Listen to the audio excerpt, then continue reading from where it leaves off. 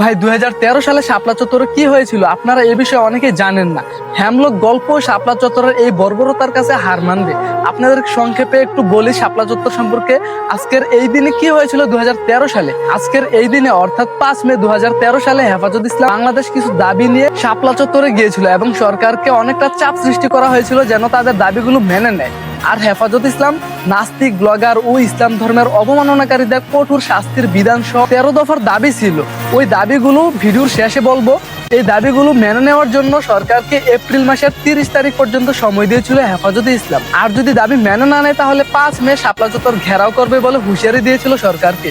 যেভাবে 24-এর আন্দোলনটা হয়েছিল অনেকটা এইভাবেই। তারপর 30 এপ্রিল চলে গেল, সরকারও তাদের দাবি মানতেছে না। আর তাদেরও পূর্ব ঘোষিত সময় অনুযায়ী 5 মে সবাই একে একে গ্রামগঞ্জ থেকে সবাই চলে আসতেছে শাপলা চত্বরের দিকে। আর হ্যাঁ, 24-এর আন্দোলনের মতো সকল ধরনের শ্রেণী পেশার মানুষরা ওই আন্দোলনে যোগ দেয় নাই। বিশেষ এক শ্রেণীর মানুষ যোগ দিয়েছিল, তারা ছিল হুজুররা। আর সত্যি বলতে শুধু হুজুররা জীবন দিয়েছিল, প্রাণ দিয়েছিল বলে আজকে পর্যন্ত এই হত্যাকাণ্ডের কোনো বিচার হয়নি। আজকে পর্যন্ত এই শাপলা চত্বর হত্যার ঘটনার কোনো রকম কোনো বিচার পায়নি এই শাপলা চত্বরে যারা শহীদ হয়েছে। তারপর হুজুররা 5 মে সকাল সকাল ঢাকার সব রাস্তা দিয়ে একে একে শাপলা চত্বরের দিকে যাইতেছে। আর এর আগে হাসিনার পুলিশরা জায়গায় জায়গায় সেট হয়েছিল যেন হুজুররা যে জায়গা দিয়ে যায় তারা যেন তাদেরকে আক্রমণ করতে পারে, বাধা বিঘ্ন ঘটাইতে পারে, এরকম করছিল। যত বাধাই দেখ শেষ পর্যন্ত কোনো বাধাই আটকায় রাখতে পারে নাই হেফাজত ইসলামের মানুষদের অর্থাৎ হুজুরদের। তারপর সারাদিন আওয়ামী লীগের কিছু সন্ত্রাস বাহিনী ছিল, আপনারা তো যে নামে চিনেন তাদেরকে। এরপর পুলিশ বাহিনী তো ছিলই, তারা সারাদিন টুকটাক হামলা চালাতেছিল। মনে করেন আল্লামা আহমদ শফি সহ আরো বড় বড় নেতাকর্মীরা তাদেরকে আটক করে ফেলে। আহমদ শফি সাহেবকে কর্মসূচি প্রত্যাহার করার জন্য অফার করেছিল, তখন কর্মসূচি তখন প্রত্যাহার করেনি আহমদ শফি সাহেব। তারপর জোরপূর্বক ভাবে আহমদ শফি সাহেবকে চট্টগ্রামে বিমানে করে পাঠিয়ে দিয়েছিলেন তৎকালীন সাবেক ডিবি প্রধান হারুন। আর এদিকে মিডিয়াগুলো প্রচার করতেছে আহমদ শফি সাহেব নাকি নিরাপত্তাহীনতার কারণে সে চট্টগ্রামে চলে গেছে। যেমন ভাবে 24-এর আন্দোলনে মিডিয়াগুলো উল্টাপাল্টা নিউজ করছে। সন্ধ্যা পর্যন্ত অর্থাৎ সারাদিন যে গোলাগুলি করছিল আওয়ামী লীগ সন্ত্রাসী বাহিনী এবং পুলিশ লীগ সহ, সন্ধ্যা পর্যন্ত 18 থেকে 20 জন মারা গিয়েছিল। সন্ধ্যা নাগাদ যতটুকু হয়েছে ততটুকু থাকলেও শাপলা চত্বর এত ভয়াবহ হইতো না আজকের এই দিনটাও। কিন্তু তারপরে শুরু হয় আসল পালা। হেফাজত ইসলামের আমির আল্লামা শফি সাহেবকে যখন ম্যানেজ করতে পারে না আওয়ামী লীগ সরকার, তখন তারা বিভিন্ন ধরনের দুশ্চিন্তায় পড়ে যায়, উল্টাপাল্টা এবং ভয়ানক সিদ্ধান্ত নিতে শুরু করে। তখন থেকে হাসিনা তখন এমন সিদ্ধান্ত নিছে যত লাশ পড়ুক সব এক রাতের ভিতরে সাফ করতে হবে। চিন্তা করতে পারেন আপনি। তারপর যেই কথা সেই কাজ, রাত 12টার পর পুলিশ বাহিনী শাপলা চত্বরের চারদিক দিয়ে ঘেরাও করে ফেলছে। রাত যখন 2:30 বাজে তখন পুরো মতিঝিল এলাকা অর্থাৎ শাপলা চত্বর এলাকা বিদ্যুৎহীন করে দেয় যেন আলোর মুখ দেখতে না পারে।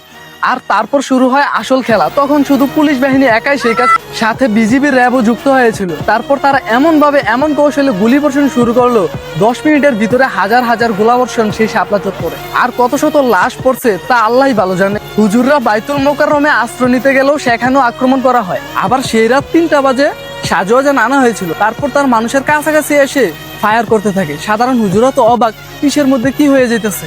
যেমন ভাবে অবাক হয়েছিলাম আমরা 24-এর আন্দোলন, আমি মনে করি তার চেয়ে হাজার গুণ অবাক হওয়ার সেই শাপলা চত্বর। এ কথা বললাম এ কারণে যে এক রাতের ভিতরে এত বর্বরত, মানুষ যেখানে গিয়ে জড়ো হয় সেখানেই পুলিশ আবার সাথে সাথে ফায়ার করতে থাকে। কোন জায়গায় মানুষ গিয়ে দাঁড়াতে পারে না।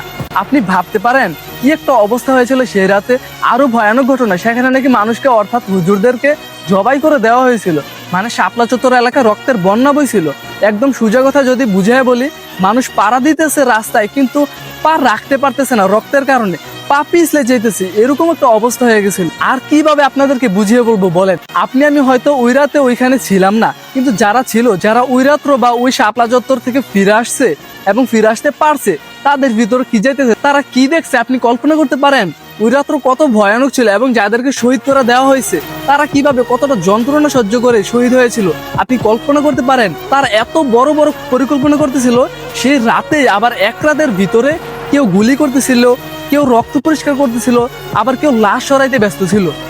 মানে কয়েকটা গ্রুপ এসে সেখানে হত্যাযজ্ঞ চালায়। মানে ভোর হওয়ার আগে সব একদম ক্লিয়ার, মানুষ জানবেই না রাতের বেলা কি হয়েছিল শাপলা চত্বর। যারা আওয়ামী লীগের নামে সুশীলতা মারাইতে আসেন তারা অন্তত আমার সামনে সুশীলতা দেখাতে আসবেন না, একদম খবরদার। এখনো সেই শাপলা চত্বরের বিচার হয়নি। তখন খালেদা জিয়াও সেই হেফাজতের সেই 13 দফার কর্মসূচিতে সম্মতি জানিয়েছে। বিএনপি সরকারকে বলবো যদি পারেন এই শাপলা চত্বর হত্যার বর্বরতার বিচারটা কইরেন। সেই পুলিশ বাহিনীগুলোর বিবেক মায়া ধর্ম বলতে কিছুই ছিল না সত্যি বলতে। কেন একথা বললাম? দিনের বেলা সেই হুজুরা পুলিশদেরকে তরমুজ খাওয়াইতেছিল গরমে, আর সেই পুলিশগুলাই রাতের বেলা বর্বরতা করলো। ভাই, কাউকে ফাঁসির কাজটা ঝুলানোর আগে একবার শেষ ইচ্ছা পূরণ করা হয়, ভালো মন্দ খাওয়ানো হয়, অথচ এই মানুষগুলোর সাথে হয়েছে উল্টাটা। ভাই কেন জানেন, দিন শেষে আমার মনে হয় বারবার যে এই মানুষগুলো আসলে কোনোদিনও বিচার পাবে না এদেশে। শেষমেশ শুধুমাত্র এই কালো রাত্রটাকে আমরা শুধু স্মরণ করতে পারি, এতটুকুই যা, তা বাদে আর কিছুই করার নাই।